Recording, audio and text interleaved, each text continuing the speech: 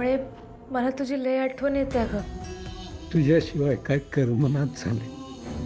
असं वाटते का जल्दीशी उठावं आणि गाडी पकडून सरळ मुंबई गाठात तुला भेटावं. खरं मला समजतंय आत्ता तुझा अभ्यास लई महत्त्वाचा आहे. आता माझं पत्र तुला मिळालं का ते वाचून तुला लगेच आम्हाला भेटायला यावंसं वाटत.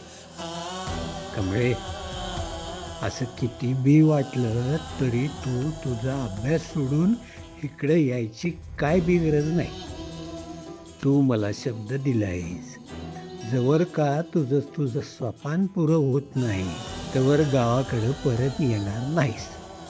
आणि पुरी, आता तू फक्त तुझ्या सपनाच्या मागावर राहा आणि लक्षात ठेव, तुझ्यासमोर लई संकट येतील, लई अडचणी येतील. तर त्यासनी भीक घालायची नाही, अजिबात घाबरायचं नाही. जे गेलं त्याचा विचार सोडायचा आणि कायम उद्याचाच विचार करायचा. पण तो आमची काय बी काळजी करू नको. आम्ही आहे तुझ्या पाठीशी. पुरी, अगं देवावर विश्वास ठेव.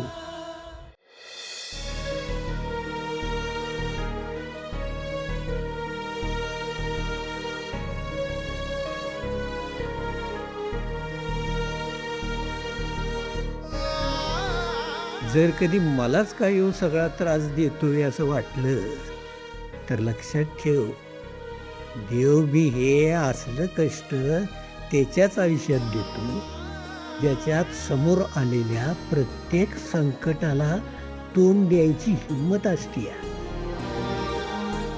आणि ती हिंमत तुझ्यात आहे. आपली पडती बाजू आपली ताकद बनली. आपल्याला एकमेकाची आठवण येणं साहजिक आहे बाळा.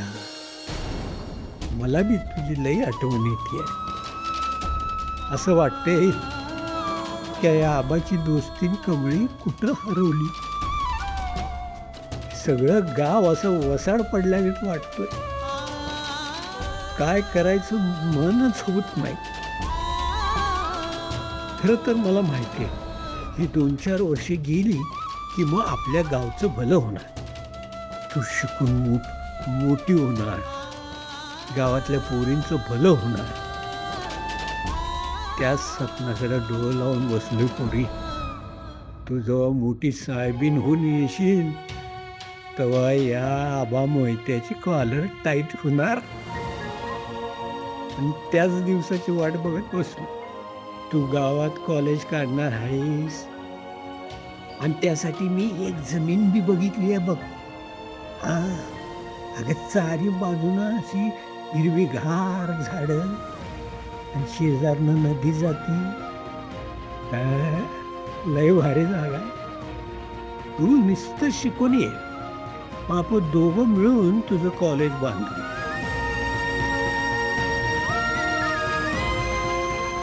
तुझी आई बी तुझी लई आठवण काढत असते. म्हणत्या कशी कमळेला अडवून मी चुकलोच. बरं झालं तिचं लगीन लागलं नाही. कमळे, ते पोरगं अजून बी तुझी वाट बघतंय बरं का. तू परत आलीस की परत बोलणी करून टाकूया का? अगं गंमत करतोय बाळा. पण कमळे, जर तुला कधी बी हरल्यासारखं वाटलं तर लक्षात ठेव, ही कायम तुझ्या पाठीशी आहे. महाराजांचा मावळा आहेस तू, माझी हिरकणी आहेस. 1000 संकट येतील पण त्या संकटाच्या छाताडावर पाय देऊन पुढं जा. जिद्दीनं तुझं सपान पुरं कर. कोल्हापूरच्या मातीतलं खरं सोनं आहेस तू. तू काय लकाकल्या बेगार राहणार नाहीस. मला पुरा विश्वास आहे. आणि तुला काय वाटलं तर पत्र पाठवू.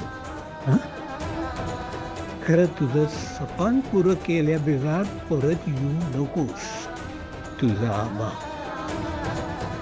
माझ्या संग म्हण एकदा, जय भवानी. जय Bhavani.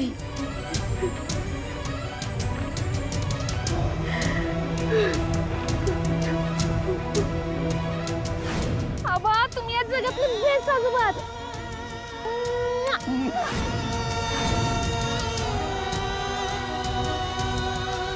I love you old man.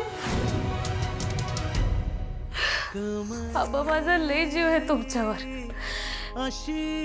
तुम्हाला दिलेला शब्द मी कधीच खाली पडू देणार नाही. मी लय शिकणार, लय मोठे होणार आणि माझं तुमचं आहेचं सपन पुरं करणार. सपान फुलले होते कमळी. जोवर मी आपलं सपन पुरं करत नाही ना, तोवर मी गावाकडं परत येणारच नाही. वाटा काटेरी का झाल्या.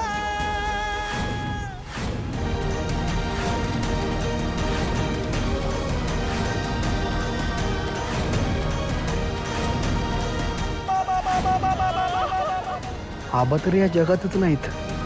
मग हे पत्र लिहिलंय कुणी?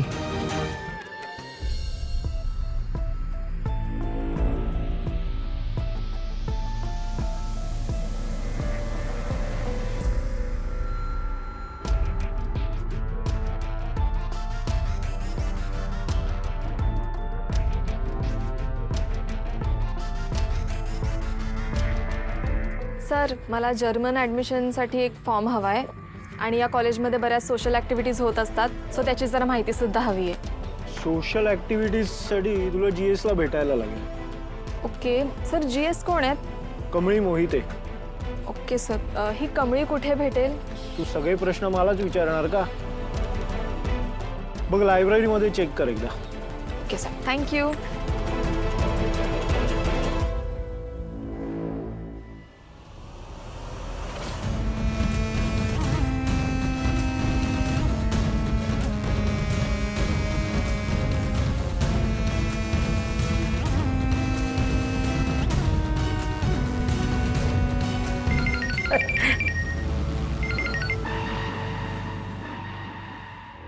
हॅलो, हा बोल, काय खबर आहे? मॅडम, तुम्ही पाठवलेल्या फोटोमधली मुलगी माझ्या समोरच उभी आहे. काय ती तुमच्याच कॉलेजच्या बाहेरच्या रस्त्यावर चालत निघाली आहे. काय काय म्हणतोयस तू? एक मिनिट. हे बघ, हे नक्की ना की मी तुला जो काही फोटो पाठवलेला आहे, ज्या स्केचचा जो फोटो पाठवलाय, तीच मुलगी आहे का? होय मॅडम, अगदी हुबेहूब त्या फोटोमधलीच मुलगी आहे ती. बरं, मग एक काम करायचं. हे बघ, त्या मुलीला कुठेही जाऊ द्यायचं नाही. म्हणजे तिचा पाठलाग करायचा. तुमच्या नजरेच्या आड होता कामा नये याची काळजी घे, कळलं ना? काही करून ती मुलगी तुमच्या हातून निसटून जाता कामा नये. ती कुठे कुठे जिथे जाईल ना, त्याची सगळी मला खबरबात देत राहा. आणि आणखीन एक मी तिकडे येते. हा, मी येते, कारण मला माझ्या डोळ्यांनी पाहायचंय ती मुलगी कशी आहे ना, मला माझ्या स्वतःच्या डोळ्यांनी बघायचं. पण एक गोष्ट लक्षात ठेव, काही करून ती पोरगी हातची निसटता कामा नये. लक्षात राहील ना? होय मॅडम. हा. थँक्यू. चल थँक्यू. तुला काय म्हणायचं? अच्छा, याचा अर्थ हीच मुलगी अन्नपूर्णाची नात आहे. आणि त्या स्केच आर्टिस्टने पण तिचं स्केच जसं अगदी हुबेहूब काढले. कमाल आहे, कमाल.